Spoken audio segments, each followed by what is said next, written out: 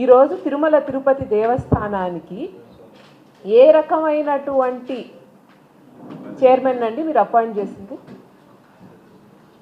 చంద్రబాబు నాయుడు గారు కానీ కూటమి ప్రభుత్వం కానీ చెప్పాల్సినటువంటి సమాధానం ఏంటంటే, తిరుమల తిరుపతి దేవస్థానానికి ఏమాత్రమైనటువంటి ఆ పవిత్రతను కాపాడుతాననేటువంటి వ్యక్తి మీరు ఇటువంటి చైర్మన్ బిఆర్ నాయుడు గారా చైర్మన్?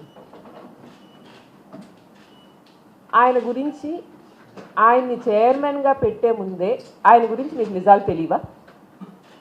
తెలుసు. మీకు లేఖ అందింది, మీకు ఒక మహిళను ఆయన మోసం చేశారు అనేటువంటిది ముందే తెలుసు.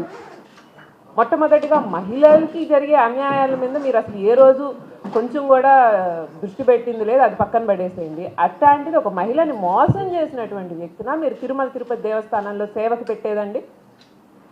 అదేమి మీకు అలంకారానికి వచ్చే పదవి కాదు కదా. ఎంత పవిత్రమైనటువంటి స్థలం, దానికి ఎంత పేరు ప్రఖ్యాతలు ఉన్నాయి, దానికి ఉండేటువంటి అపచారం చేస్తే వచ్చేటువంటి ఫేస్ చేసేటువంటి కాన్సిక్వెన్సెస్ ఎలా ఉంటాయి ఈరోజు మీరు అనుభవిస్తున్నారు. కూటమి ప్రభుత్వం కల్లారా చూస్తుంది. మీరు తప్పుని కప్పిపుచ్చాలనుకుని ఉంటే వీడియోస్ ఎలా బయటకు వచ్చాయండి?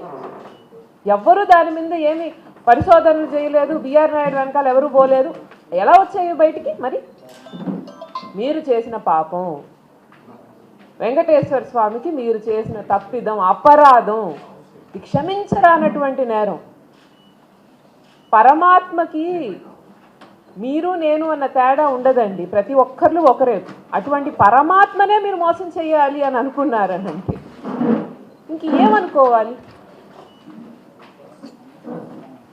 పైగా అటువంటి వ్యక్తి అక్కడ ఉన్నాడు అని చెప్పి కడుపు మండి ఆడవాళ్ళు భక్తులు పోయి మాకు వద్దు బిఆర్ నాయుడు గారి చేత రాజీనామా చేయించమంటే వాళ్ళ మీద దాడులు చేయించండి, వాళ్ళ మీద కేసులు పెట్టండి, వాళ్ళని భయపెట్టండి. ఇదే కదా చేస్తుంది మీరు ఎప్పటికీ. మా పొరపాటు మేము అనుకున్నాము సరే, మిగిలిన విషయాల్లో ఎట్టయినా పోనీయండి, తిరుమల తిరుపతి వెంకటేశ్వర స్వామి విషయంలో అయినా కానీ చిత్తశుద్ధితో వీళ్ళు పనిచేస్తారు అని అనుకోవడం మా పొరపాటు. మీకు భగవంతుడంటే భయం లేదు, భగవంతుడంటే భక్తి లేదు, భగవంతుడికి మీ కనీసం మనసులో ఇంత స్థానం లేదు. మీకంతా ఏంటి? దేవుణ్ణి వాడుకొని మన పబ్బం ఎలా గడుపుకుందాం, దేవుడి పేరు చెప్పి ఇంకో పార్టీ నాయకుల్ని కానీ వాళ్ళని ఎలా తప్పు పట్టిస్తాం, ఇదే ఆలోచన ఉంది. ఇది కనిపిస్తుంది స్పష్టంగా.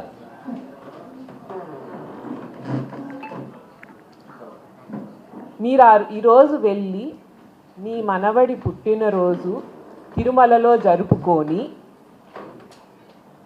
ఆ తిరుమల వేడుకల్లో ఎప్పుడైతే బిఆర్ నాయుడు గారిని ఆ పుట్టినరోజు దీంట్లో ఆయన ఎక్కడైతే చేర్చుకున్నారో అక్కడే క్లియర్గా ఆంధ్ర రాష్ట్ర ప్రజలకు ఒక విషయం అర్థమైపోయింది.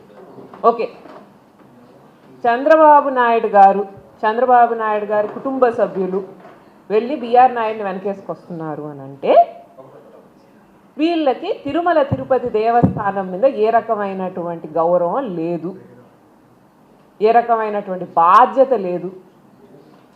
వీళ్ళకి ఇప్పుడు ఏంటి? నా స్వలాభం ఏంటి? బిఆర్ నాయుడు అనేటువంటి వ్యక్తి నా పక్కన ఉంటే నన్ను ఎలివేట్ చేస్తారు, పొలిటికల్గా నా మీద కథనాలు వస్తాయి, నేను రకరకాలుగా పైకి వెళ్ళొచ్చు. ఈరోజు నేను కానీ నా గురించి గొప్పగా రాయమంటే రాస్తారు, నా గురించి కథనాలు రాయమంటే చెప్తారు. అదేవిధిగా ఎదురుగా ఉండేటువంటి మా జగనన్న మీద కావాల్సినటువంటి తప్పుడు ప్రచారాలు, అసత్యాలు పలుకుతారు. ఆ పలకడానికి మీకు TV5 అనేది కావాలి కాబట్టి